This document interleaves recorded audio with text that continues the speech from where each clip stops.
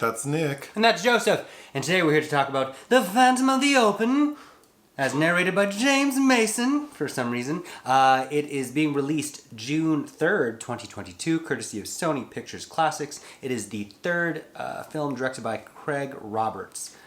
Do you know Craig's other films? Yeah, I believe we reviewed his sophomore film, Eternal Beauty, also starring Sally Hawkins, back in 2019. Oh, I recall liking that one. Yeah, I do too. He's probably still better known as an actor. He starred in Richard Ayoade's Submarine, which is why I mistakenly referred to Richard Ayoade as Welsh, because that movie is set in Wales and Craig Roberts is Welsh. You probably recognize him as one of the lackeys in the Neighbours film starring Zac Efron. The director. Yes, Craig Roberts. He's young. Yeah, he's pretty young. Oh, wow. Oh, wow. That young man directed this movie. Yeah, which is interesting for several reasons. Well, this was our second attempt at watching it. Yeah, so the premiere of it in Los Angeles was at Top Golf, which we attended. I'd never golfed before. It was a very cute event. It was. We had fun. It was fun, and then because the event started at 7:30 and they were supposed to start the film at 9:30, they started it early at 8:45. I feel like I'm just being whiny about it, but no, it was impossible to watch. Yeah, because they were playing it on all the screens in like the golfing bays and in the bar, and they weren't synced. Like the videos weren't synced. And that space was not set up for audio. So it was very difficult to watch. So I'm glad that we had the chance to watch a screener. Yeah. This movie was cute. Yeah. Would you describe it as, like a spritzer? It feels like a mildly refreshing beverage. Mm-hmm. Like, it's not what one would think it would be, because I assumed it'd be like a feel-good story of like this blue-collar guy sort of beating the odds to become a pro golfer. That is not what this is about. This story is based on a real man. His name is Maurice Flitcroft. He became notable in the 70s because he entered the British Open golf tournament as a professional, having never played golf before. He literally just got it in his head that he wanted to play, and he wanted to be like at the top tier straight out the gate, I guess. So he requests an application, fills it out. He doesn't understand like what handicap means and whether or not he's a pro. So he just tells his wife, put pro, I guess. They approve it. He shows his ass up, plays in the tournament, and it turns out that his performance in that tournament was the worst scoring game in all of the tournament's history. So he became famous for kind of being like the world's worst golfer. That's basically it. Up until he died, because he died like in 2017 or not too long ago. He was still trying. He was banned under his actual name, so he attempted to play under aliases. One of which was Arnold Palmtree. Yeah, they were all kind of funny aliases. But the story is very basic. And it's based on a book that was written about him with the same name, written by Scott and Murray, published in 2010. I don't have a lot of notes. So Mark Rylance plays Morris, who... He's the best part of the film. He does give a great performance, but it's odd because Roberts is trying to make this a very square film that I'd say is probably geared towards maybe older audience, if you will. It had that. It's trying very hard to be a feel-good movie, but in kind of really steamrolling over elements of it that aren't. What's the movie with Toni Collette and the horse? Dream Horse. I feel like if a person liked Dream Horse or The Duke, they would like this. This gave me the vibe of The Duke, also based on a true story, and also I'm not sure if it really merited having a film made about it. We can talk about what I would have preferred. I was surprised to see this was written. This book was adapted by Simon Farnaby, who was the screenwriter on Paddington 2. Oh, interesting. So I went into this. I haven't seen Paddington 2, but based on what everybody says about it and how wonderful it is, I was expecting kind of a bigger tearjerker than it is. But I think you and I spent a lot of time talking about Morris afterwards. It's kind of a con artist and maybe even a charlatan. So what prompts him? So he's married to a lady. Jean, played by Sally Hawkins. She already had a son before she married him, so he's a little older. Michael.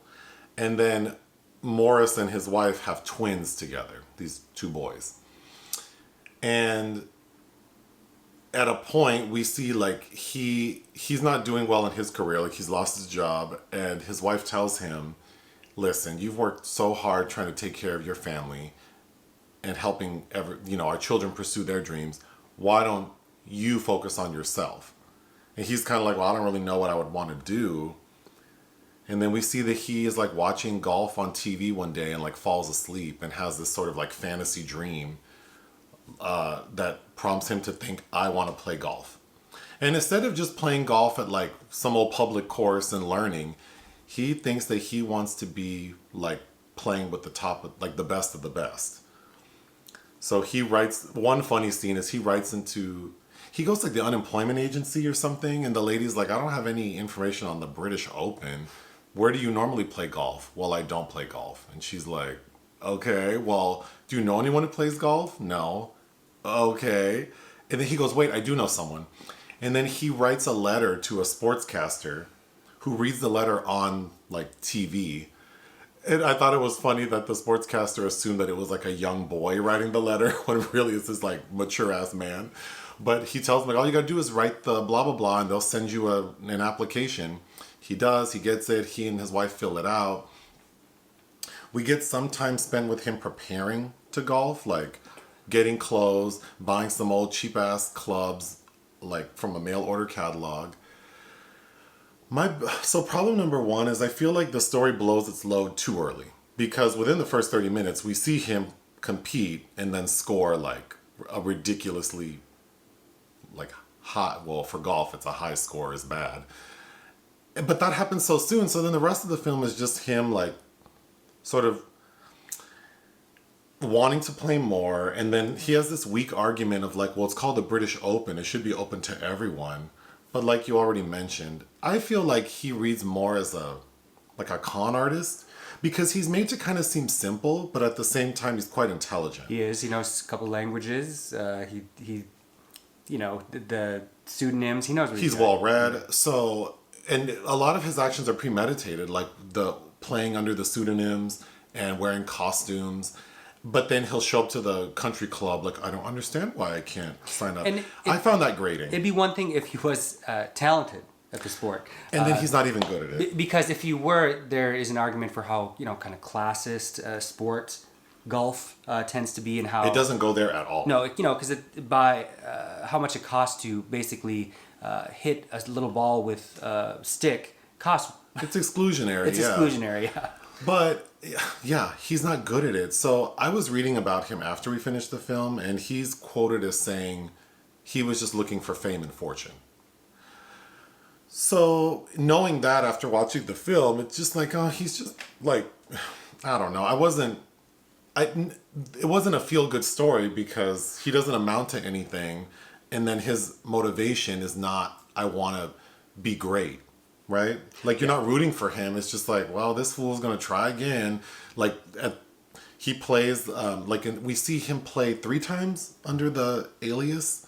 And that's the other problem. The comedy is very light. Yes. Although very light. I was entertained that Rhys Ifans plays the secretary of the Royal and Ancient Golf Society, as he introduces himself, Keith Mackenzie, who tries to get Maurice to bow out during his first stint in 1976.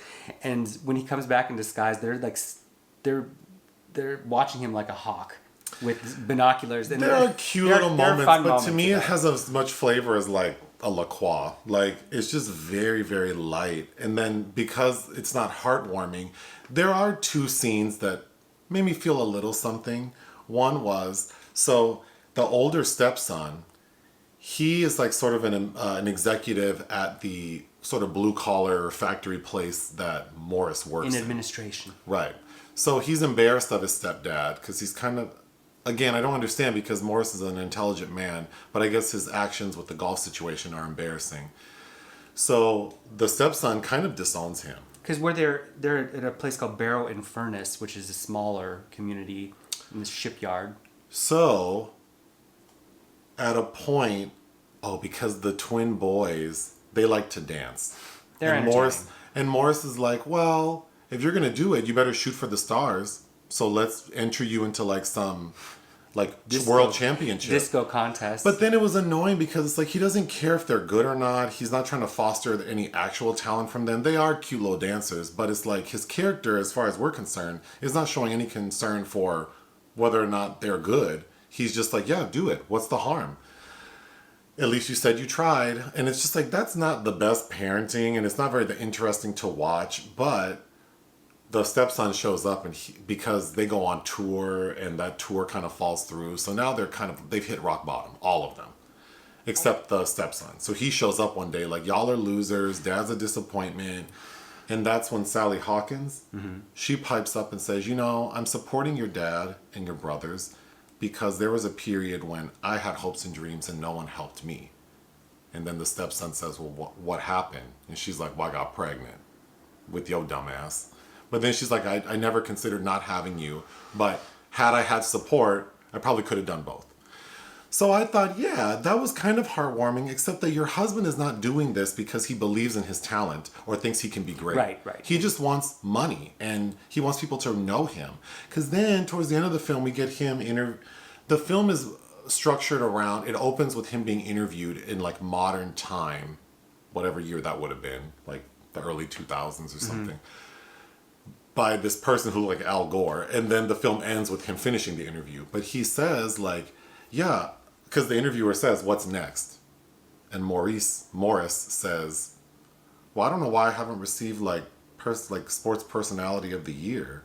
Like, it's kind of unbelievable. And he's not kidding. No. Because then we get the actual footage of the man saying that shit. And he's not kidding. No. And it's like, what have you done to earn any accolades? Right. When there are people who train night and day for years to be great. And then you just think, I just didn't find it very admirable at all. So watching him is like, I don't care if this man fails. I was hoping he went to jail for something. But to me, the most touching moment is when he is invited to Grand Rapids, Michigan, because they've created this award called the Maurice... There's a tournament that's been going on for 10 years. But they give out the Maurice Flitcroft Award for basically the worst shot. Worst player. The worst player. In a loving sort of... But it's reference. A positive thing because it encourages people to try. Right. And then we get the person who introduces Maurice to give his speech is this black man who's like a pro golfer, but he was inspired by Maurice. Right. And so Rylance gives a moving speech, which culminates with him thanking his wife, and that's very touching. Yeah, that's what I was going to say. There are two like tearjerker moments, but again, then it feels like, but for this person that really wasn't good at what he set out to do. I'm not convinced that was his dream in any shape, way, or form. Oh, no, absolutely not. So then, as we were also speaking about, he's kind of the precursor to where we are today with the Kardashians. Well, that's what I wanted to talk about. But here, really quickly, there are a couple funny scenes that, in addition to what you said, when Maurice first gets like his golf clothes, because a friend of his brings him... Is that his friend or his brother-in-law? That's his coworker, Cliff, coworker. played by Mark Lewis Jones. He brings him some like clothes that I didn't quite understand. Cliff is making it seem like maybe he stole them, which was, that was sweet that his friend did that for him. But we get a scene where Maurice is at work in his factory clothes, and then he sort of like, as he's walking out with all of the men, we get a shot of him sort of like taking off his shirt to show what's underneath. Which gave me vibes of like, because it was the 70s, I'm thinking like, oh, like how a cross-dresser might wear. Or trans men. Well, back in the 70s, you would have said it was a cross-dresser who would wear like women's undergarments under their clothes. There's a movie with Tom Wilkinson and Jessica Lange called Normal, where he works in a factory and he transitions. Oh. And very slowly, but starts wearing earrings and things under his work suit. But there are scenes just like that. I thought that was a cute little scene. There was a lot of money spent on the music. Mm-hmm. There was a lot of really good music. Some ABBA in there, yeah. Mm-hmm. So then what frustrated me as well, he plays under these aliases, and it's like, okay, this tournament has famously been embarrassed for allowing this non-professional to play and shame the organization. And then he keeps getting back in because they don't check ID. Well, that's the pinnacle of elitism. They don't feel like they have to. That shit was annoying. Okay, so what I would have preferred, I think this man's story would have been served better as maybe part of a documentary. That, like, maybe he's the precursor, like you said, to, like, in the early 2000s, people like Paris Hilton, Nicole Richie, Kim Kardashian, who just became famous because they were visible. And this film doesn't examine that aspect of his personality. No. It's just like... That's why it feels a little confusing. Right. I just don't understand the message. Because when the older son is like, you've never talked about golf. Like, what is going on here? And it's it doesn't really... The script doesn't really push that. I don't think his life is interesting enough to make a feature-length film about it. Much like the Duke. So... Yeah, I don't have much else to say. He's kind of the equivalent of a Tommy Wiseau. Yes. I mean, is chasing this dream and wants to do this thing even though they know they're not... They haven't really bothered to do the proper research to inhabit the shoes they do. And I'm not always about, like, paying your dues. I think if someone has natural talent, they should be able to settle where they fit, right? But this person is like... It's just so grating watching this person continually talk about... Like, it's called the British Open. It should be open to everyone. No, girl. You want 100,000 people waiting to hit the damn ball? Like, no. There needs to be guidelines and standards. And the fact that he thought that there shouldn't be, I think makes him an unlikable character. Mm-hmm. On top of the fact that he seemed like that version of doofy that's like, I'm pretending to not know what I'm saying. That being said, the man who plays Mark Rylance, he did a very good job. He's always very good. Yeah. And he's a great character actor.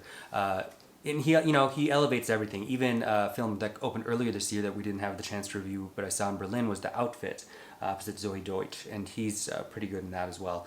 The film, I thought, was so-so. Another film, I know I brought this reference up before, but again, it reminded me of this... I think it's a 1995 film starring Mare Winningham and Jennifer Jason Leigh as sisters. And Mare Winningham is this notable country singer, and all that her younger sister wants to do is be the exact same thing, but she has absolutely no talent. But yet forces everyone to kind of believe in her What's dream. the movie with Meryl Streep where she tries to sing?